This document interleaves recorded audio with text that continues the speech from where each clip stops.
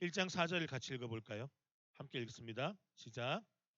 이러므로 율법이 해이하고 정의가 전혀 시행되지 못하오니 이는 악인이 의인을 애워쌌으므로 정의가 굽게 행하여짐이니이다. 유다가 어떤 나라입니까? 유다, 이스라엘은 어떤 나라죠? 하나님의 언약 백성입니다. 그런데 그런 유다가 율법을 버렸다라고 말합니다. 율법을 버렸다라는 의미는 율법을 그냥 내가 여기 던졌다라는 정도가 아니라 율법을 버리고 밟아서 아예 사용하지 못할 정도로 폐기했다는 겁니다. 그리고는 어떻게 해요? 율법을 등지고 서 있다는 거죠. 그 결과로 어떻게 됩니까? 하나님의 정의를 지키지 못하게 되고 유다는 황무한 도시로 바뀌어지게 됩니다. 절대적인 기준인 정의를 굽게 했다고 말합니다.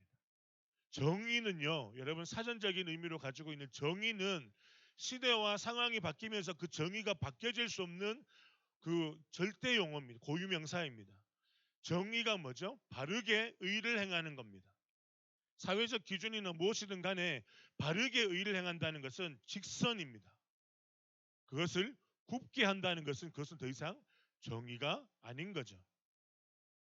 율법을 버림으로 이스라엘은 하나님의 정의를 굽혔습니다. 어떻게 해요?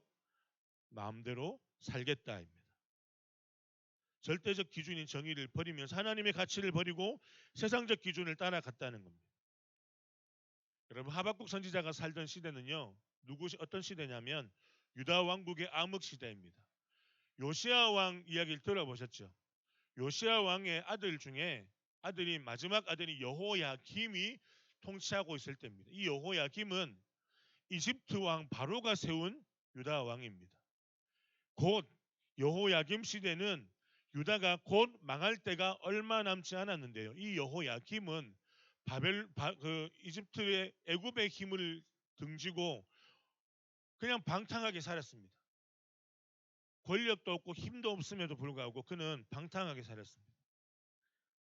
자기 만족에 도취해 있었습니다. 무지한 사람들을 죽이고 자신의 뜻을 거스린 사람들을 마음대로 죽였죠. 그래서 나라는 부정과 착취와 죄가 넘쳐났으며 악인이 흥하고 의인이 멸시를 받는 어두운 시기가 바로 이 하박국 선지자가 예언하는 시기입니다.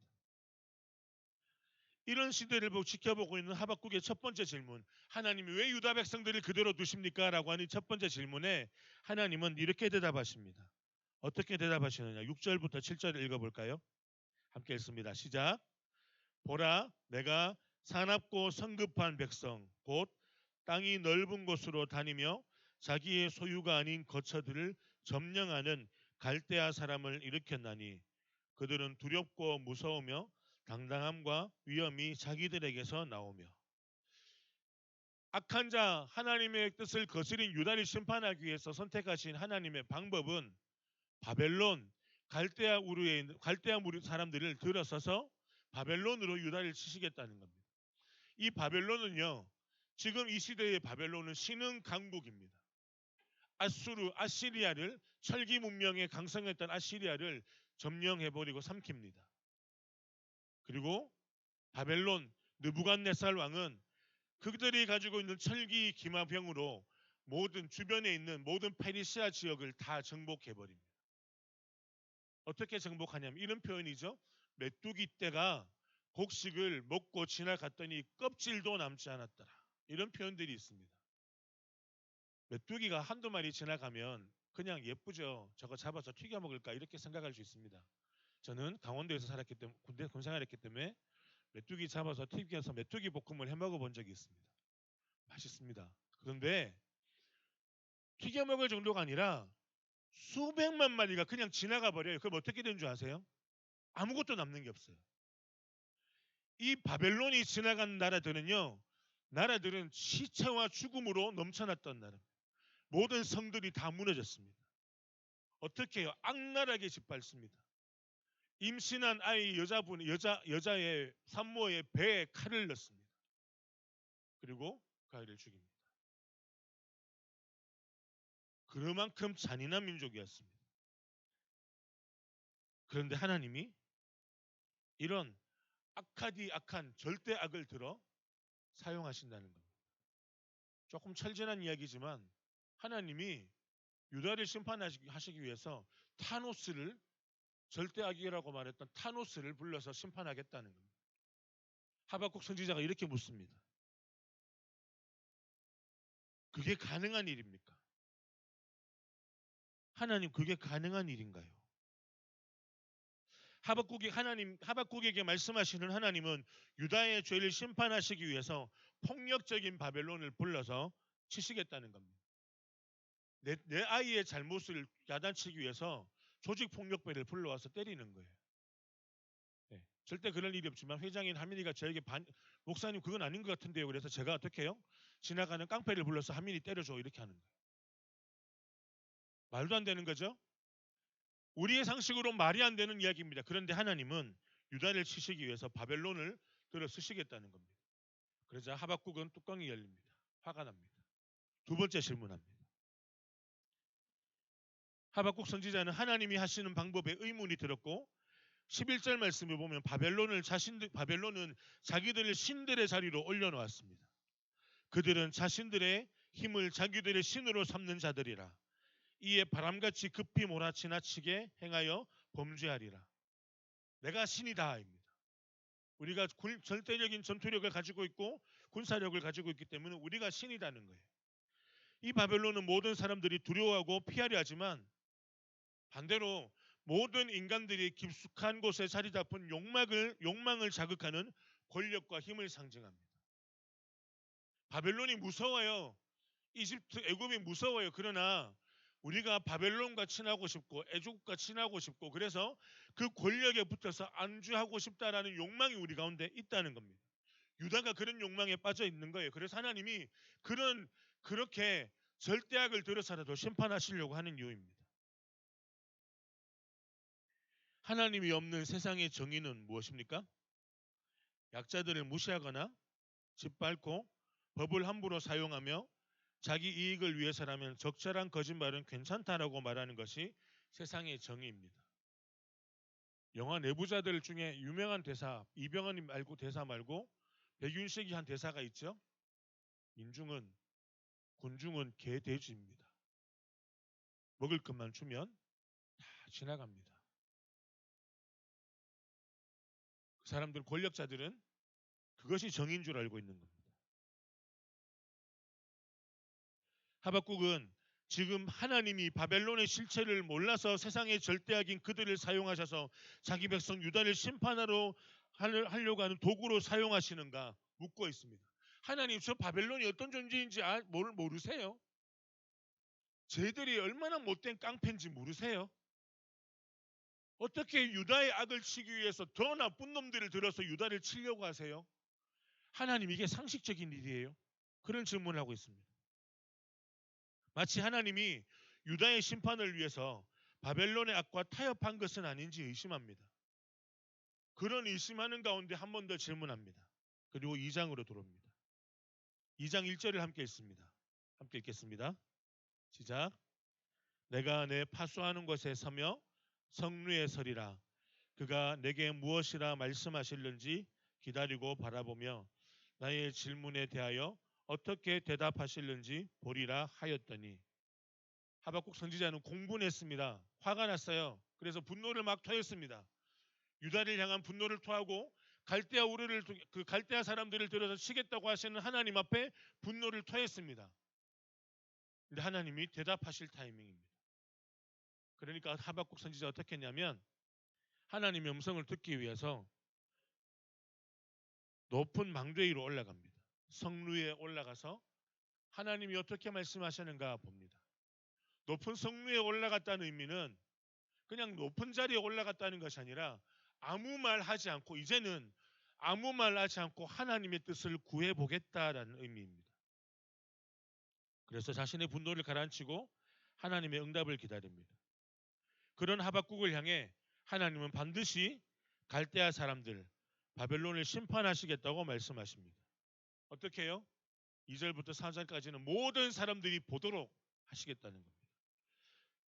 사진 한번 보여주세요. 여러분 고속도로 가면 이런 거 많이 보이죠? 이거는 150km를 밟고 달려도 보입니다. 맞죠? 오늘 성경의 하박국 선지자에게 하나님은 내가 바벨론을 치겠다, 심판한다, 이것을 어떻게 해요? 말을 타고 급하게 달릴 때 우리 표현대로 하면 시속 120km를 놓고 달려도 고속도로 위에 보이는 이 판처럼 웰컴 투 충북, 여기가 충북입니다, 이것처럼 내가 바벨론을 반드시 친다, 심판한다, 보이겠다는 거예요. 누구에게? 하박국에게만 보여주시는 것이 아니라 유다 백성들에게, 아니 더 나아가서 온 백성, 온 나라 사람들, 온 세상에게, 온 세상 모든 사람들에게 하나님은 살아계신 하나님이다. 하나님은 악을 그냥 두시지 않으시는 분이다. 역사의 주관자 하나님은, 온 세상의 주인이신 하나님은 반드시 바벨론을 심판하실 것이다.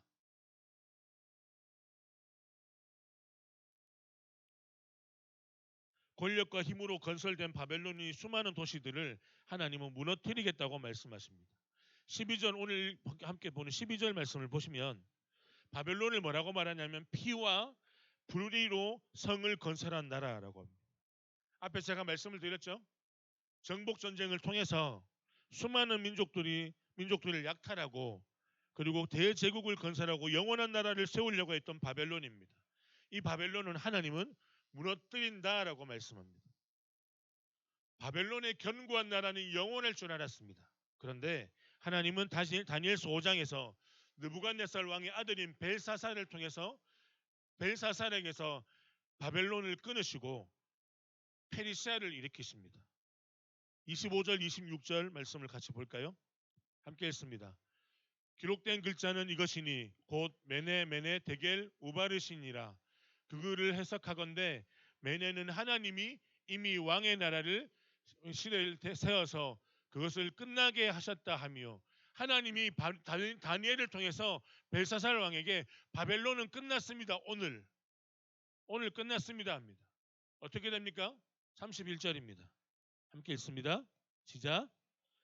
그날 밤에 갈대아 왕 벨사살이 죽임을 당하였고 메대 사람 다리오가 나라를 얻었는데 그때 다리오는 62세였더라. 그날 밤에 한순간에, 왜요? 이 벨사살은 악한 짓을 했습니다. 하나님의 성물을, 예루살렘 성전에 있던 성물들을 가지고 와서 술을 먹고 자신이 신이라고 했습니다. 내가 신이다. 어떻게? 그래서 하나님이 예언하신 대로 치셨습니다. 영원할 것 같은 바벨론은 하룻밤 만에 하나님의 역사 앞에 완전히 사라졌습니다. 여러분, 지금 바벨론이 영원한가요? 바벨론이라는 나라가 있나요? 바벨론은 터전이 있습니다. 돌밖에 없습니다. 그들의 역사는 지금 돌로만 남아 있습니다. 근묵자흑, 근주자적이라는 한자가 있습니다. 무슨 의미입니까? 검은 묵을 가까이 하면 검어지고 붉은 색감을 내는 주자를 가까이 하면 붉어진다는 뜻입니다. 제가 어릴 때 서예를 배워본 적이 있습니다. 하도 이렇게 요즘 나대니까 저희 아버님이 서예원에, 서예당에 저를 보내셨습니다. 서예당에 가면 가장 많이 하는 게 뭔지 아세요? 먹 가는 겁니다. 1시간 반 서예를 배우는데 50분 정도는 먹을 갑니다. 물을 조금 붓고 벼루에다 물 부어서 먹을 계속 갈죠. 그렇게 되면 저 같은 어린아이 때 서예당을 가는 아이들은 대부분 어떻게 되냐면 옷이 먹을 가는 쪽 옷은 다 새까매집니다. 먹을 가까이 해서 옷이 새까매지죠. 하나님은 지금 유다 백성들에게 말씀하시기를 바벨론은 철저히 무너진다입니다. 그래서 바벨론을 의지하지도 가까이 하지도 말라고 말씀합니다. 바벨론을 우리가 의지할 것이 아니라는 겁니다. 세상의 절대적 권력이, 절대적이라고 말하는 세상의 힘이 우리의 의지가 아니라는 겁니다. 세상에 성공에 목숨 걸지 말라고 하십니다. 여러분, 직업을 구할 때 공무원이 가장 많아요. 왜일까요? 제일 안정적으로 보이죠. 공무원을 무시하는 것이 아닙니다. 공부해보고 안 되면 공무원 해줘. 지금 사회가 그렇게 만든 것이기도 해요. 취업의 문을 많이 막아놨죠. 성공에 목숨 걸지 말라고 말합니다. 어떤 게 성공입니까? 안정적인 삶. 그렇죠. 권력 가진 사람들, 좋은 아파트에 사는 사람들, 좋은 학군을 위해서 수성구에다가 자기를 위장 이전해서 그렇게 힘써줄 수 있는 부모, 1가구 1주택이 법인데 돈이 있으니 이제 수성구에다가 아파트를 사고 주소를 옮겨줄 수 있도록 하는 그런 부모가 있는 친구들을 부러워하지 말라는 겁니다. 연일 뉴스에 흐르는 주식 부자들, 비트코인 대박, 쪽박 많은 기사들이 나오는데 그것을 부러워하거나 그것을 보고 마음에 뺏기지 말라는 겁니다. 성공하는 것 쫓아가지 말라는 겁니다. 하나님이 바벨론을 심판하시는 방법은 재앙이 될 수도 있고 전쟁이 될 수도 있습니다. 하지만 하나님이 온 세상을 심판하시는 방법은 2장 4절에서 말씀합니다. 2장 4절을 같이 읽을게요. 함께 읽습니다. 시작. 보라, 그의 마음은 교만하며 그 속에서 정직하지 못하나 의인은 그의 믿음으로 말미암아 살리라. 의인 곧 정의로운 사람은 어떤 사람입니까? 여호와 하나님을 믿는 사람입니다. 왜 하나님을 믿는 사람이 정의로운 사람입니까? 참된 정의는요, 오직 의로우신 하나님에게서만 있기 때문입니다. 참된 정의는 의로우신 하나님에게만 있습니다. 하나님에게만 정의가 있습니다. 그리고 그 하나님은 하나님의 정의로 이 세상을 다스리십니다. 누구를 통해서요? 하나님의 사람들을 통해서요. 우리가 구약 성경을 살펴볼 때 절대로 뗄래야 뗄 수 없는 성경입니다. 출애굽기 19장 5절 6절 함께 읽습니다. 함께 읽어보겠습니다. 시작.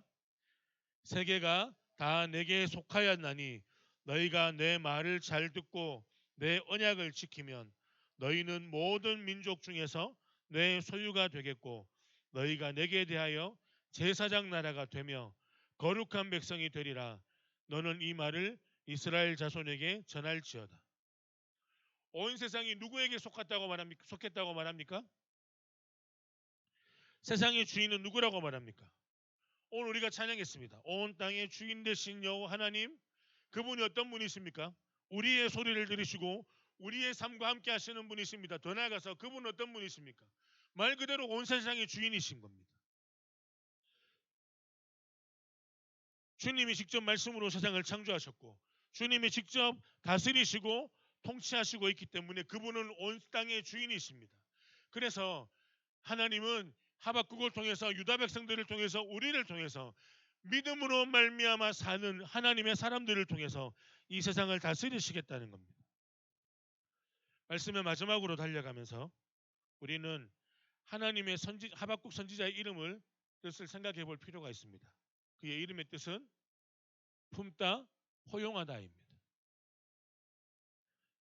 실패한 남유다, 바벨론의 칼날을 그대로 받게 될, 곧 있으면 멸망하게 될 남유다를 향한 하나님의 마음은 그들을 다시 품는 것입니다. 다르게 말하면 그들이 다시 하나님께로 하나님의 품으로 돌아오는 것입니다. 죄악으로 넘어진 유다를 다시 세우는 겁니다. 바벨론은 분명히 멸망합니다. 온 세상의 모든 나라들은 하나님의 다스리심 앞에 섭니다. 그러나 바벨론이 망하고 페르시아가 망하고 로마가 망하고 여러분 미국도 망합니다. 미국도 망합니다. 우리도 2050년 되면 인구 절벽을 맞이해서 지금 5천만인데 3,500만으로 떨어진답니다. 우리도 영원하지 않습니다. 이 땅의 어느 나라들도 영원하지 않습니다. 역사의 끝이 있습니다. 그러나 하나님은 오히려 세상의 모든 나라들과 모든 권력들은 망하나 우리는 이것을 붙들어야 합니다. 이것을 붙들게 하십니다. 뭐예요? 오직 의인은 믿음으로 살리라. 하나님을 의지하고 사는 사람, 하나님의 정의를 붙들고 살아가는 사람, 그들을 향하여 의인이라고 말씀하시고 하나님은 그들을 통하여 온 세상을 다스리는 일을 하시겠다는 겁니다. 하박국 선지자는 지금 온 세상의 주인이 누구인지 다시 확인하게 됩니다. 그리고 그 하나님 앞으로 나아가게 됩니다. 20절을 마지막으로 함께 읽습니다. 함께 읽습니다. 시작. 오직 여호와는 그 성전에 계시니 온 땅은 그 앞에서 잠잠할지니라 하시니라. 사랑하는 고등부 여러분, 우리가 하나님의 절대적인 진리와 정의를 따르지 않는 이 세상에서 살아남는 정도, 겨우겨우 살아남는 정도가 아니라 선한 영향력을 끼치는 사람으로 살아갈 수 있다면 어떻게 하면 살아갈 수 있습니까? 하나님의 함께하심, 하나님의 임재하심을 누리고 살아가려면 어떻게 해야 될까요? 그래서 요한복음 21장에 주님이 베드로에게 말씀하신 말씀을 우리가 기억하면 됩니다. 제가 읽겠습니다. 내가 진실로 진실로 내게 이르노니 네가 젊어서는 스스로 띠뛰고 원하는 곳으로 다녔거니와 늙어서는 내 팔을 벌리리니 남이 성령이 내게 띠띠우고 원하지 아니하는 곳으로 데려가리라. 젊었을 때는 베드로가 하나님을 만나 예수 그리스도를 인격적으로 경험하지 않았을 때입니다. 하나님 나라의 정의가 그 안에 없을 때입니다. 그러나 성령을 경험하고 하나님을 만난 다음에 예수 그리스도의 정의, 하나님의 정의를 경험한 다음에 베드로는 어떻게 해요? 내 뜻대로 사는 것이 아니라 하나님의 인도하심 앞에 살게 된다고 말합니다. 예수님을 제대로 만나면, 하나님을 제대로 만나면, 하나님에게 가치를 두고 살면, 믿음으로 살기로 결단하면 우리는 이 땅에 썩어질 것들이 정의가 아니라 오직 하나님 앞에서의 정의를 이루는 예배자로 살아가게 될 것입니다. 여러분, 우리가 소수이고 작은 무리라고 내가 작다고 생각하지 마십시오. 스스로 낮추지 마십시오. 세상이 교회를 향해서 비난한다고 해서 우리가 위축될 필요 없습니다. 왜요? 우리를 들어 사용하실 하나님은 온 땅의 주인이신 하나님입니다. 그래서 우리는 이 땅에서 주어진 시간 가운데 하나님의 정의를 구하고 살아가면 됩니다. 하나님의 뜻이 무엇입니까? 나를 통해서 하나님이 원하시는 것이 무엇입니까? 그것을 고민하고 질문하고 살아가는 겁니다. 그러면 하나님이 우리를 존귀한 이름으로 높이실 겁니다. 우리 날마다 하나님의 정의를 바라는 예배자로 그렇게 살아가는 우리가 되었으면 좋겠습니다. 우리 옆에 사람에게 이렇게 축복할까요? 이렇게 축복합니다. 오직 의인은 믿음으로 말미암아 살리라.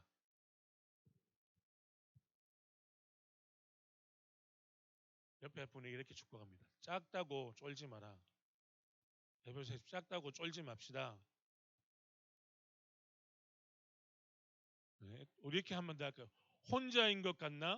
혼자인 것 같나? 이렇게 축복. 혼자인 것 같나? 온 땅, 일단 한번 축복합니다. 온 땅의 주인이신 여호와가 내 편이다. 마지막으로 한 번만 더 할게요. 그래서 우리는 하나님의 정의를 붙들고 살아야 된다. 앞에 건 다 기억하고 뒤에 것만 기억하면 됩니다. 설교가 회각타였어. 여러분 쫄지 맙시다. 뉴스들 보고 안 따라하셔도 돼요. 쫄지 맙시다. 뉴스를 보고 기독교 욕한다고 여러분 세상이 우리에게 단 한 번도 우리에게 좋았던 적은 없었습니다. 고가웠던 적은 한 번도 없습니다.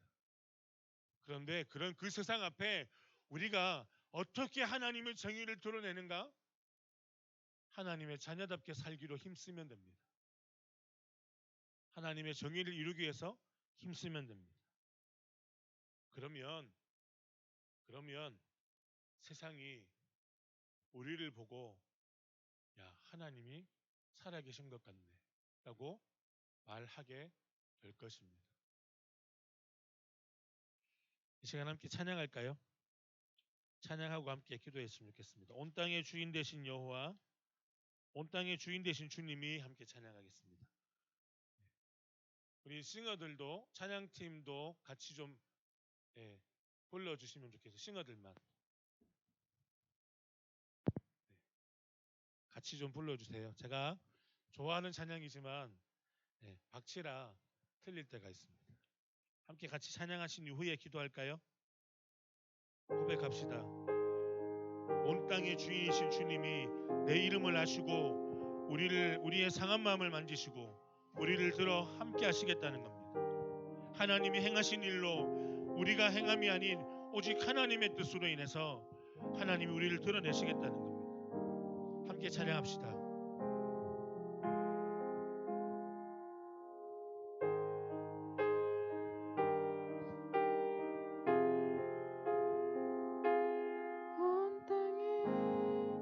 주인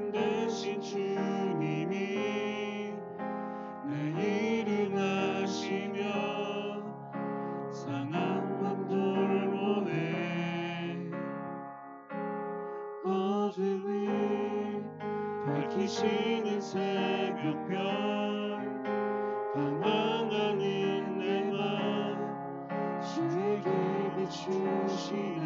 나로 인함이 아닌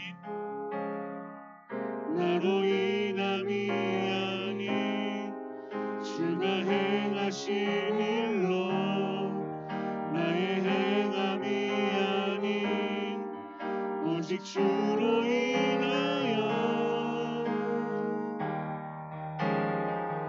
나는 오늘 피었다 지는 이름 없는 꽃과 같네.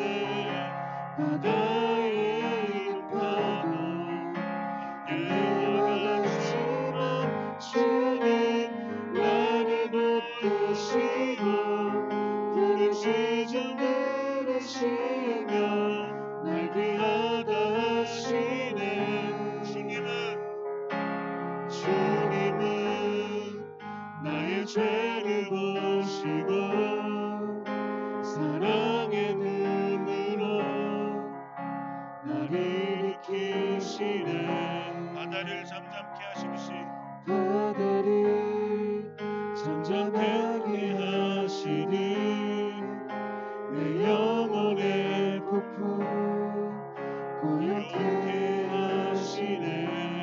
고백합니다. 나로 인함이 아닌 나로 인함이 아닌 주가 행하신 일로 나의 행함이 아닌 오직 주로 인하여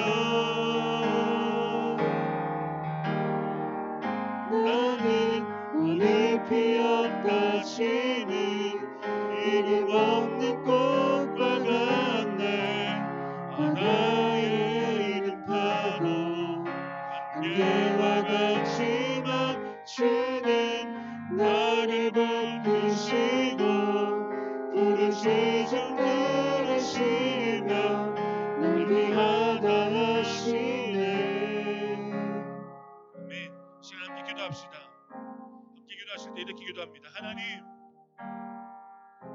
하나님의 정의를 바라고 이루는 삶을 살게 해주십시오.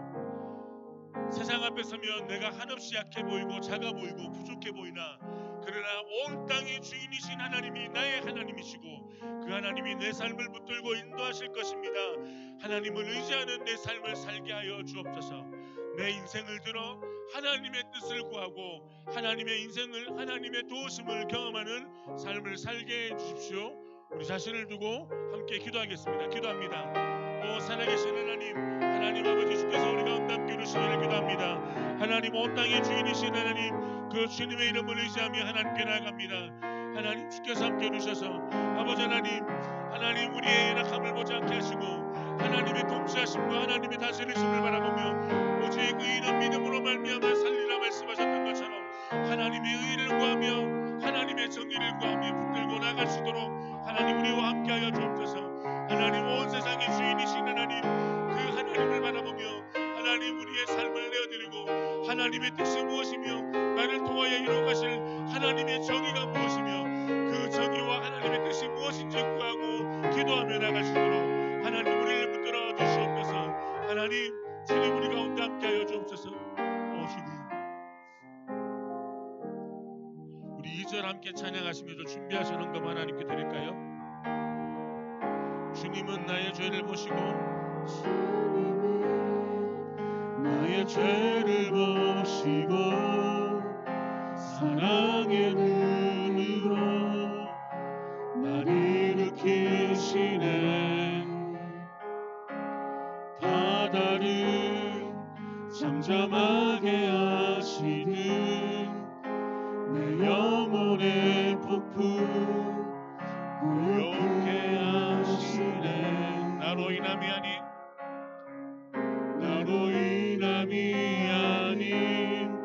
주가 행하신 일로 나의 행함이 아닌 오직 주로 인하여 나는 오늘 피었다 지는 이름 없는 꽃과 같네. 바다에 있는 파도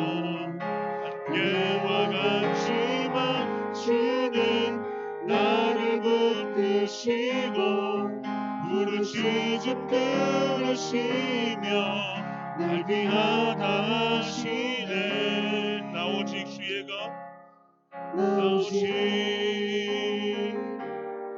주의가 한 번 더 고백합니다. 나 오직 주님의 것입니다. 주의가 네, 기도하겠습니다. 사랑하는 하나님,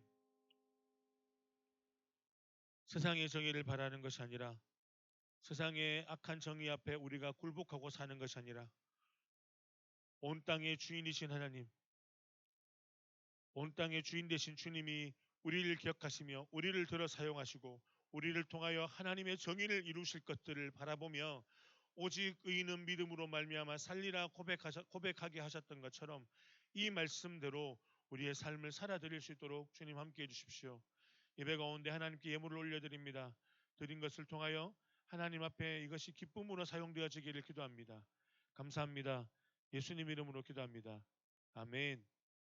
지금은 우리를 죄에서 구원하신 예수 그리스도의 은혜와 우리를 사랑하실 때 끝까지 사랑하시는 하나님의 사랑과 성령님의 함께하심이 세상의 절대악과 세상의 절대 기준에 휩쓸리지 아니하고 오직 의로우신 하나님을 의지하고 살아가는 믿음으로 살리라 고백하며 나가는 사랑하는 고동부 한 사람 한 사람 위에 우리의 삶의 모든 터전들 가운데 영원토록 함께할지어다.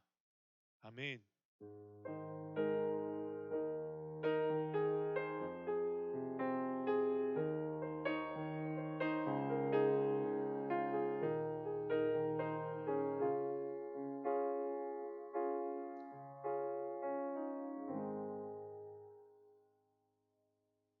부장님 나오셔서 광고하시겠습니다.